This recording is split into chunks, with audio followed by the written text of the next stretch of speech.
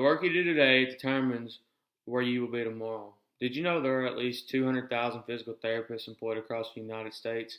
The rate of employment is growing. Statistics say that from 2014 to 2024, employment of physical therapists is supposed to grow to 34%.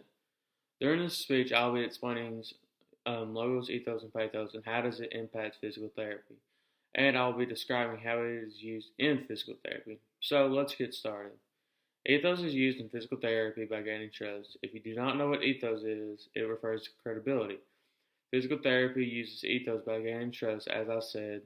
If you have an injury and you have to go to physical therapy, you're gonna have to be able to trust your physical therapist.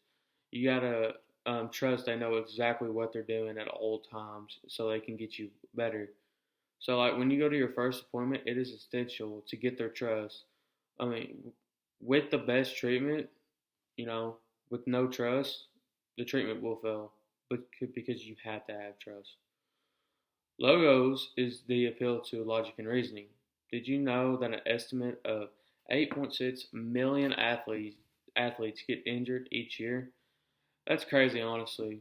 I mean, now how many of those 8.6 athletes would have felt fully healed their injury without physical therapy? Well, the answer is probably a few because some injuries don't require physical therapy, but a lot do. Now, just keep in mind here, this is just athletes, not like elderly people or military or just like anyone in general. Like, where would those people be today without physical therapy? Like, physical therapy is a great thing for this world, and people just don't understand that. So let's move on to pathos. Pathos is the appeal to emotion. Believe it or not, there is a lot of emotion in physical therapy. Personally, I've had my fair share with physical therapy, and it's quite a bit of emotion. It's because it's a drive and it's a grind, and you have to get it done. Like when I've been working with different physical therapists, I've heard countless of times of stories and all saying they were saying like this one person won't even show up because the weather is like too bad, and they're just making up excuses.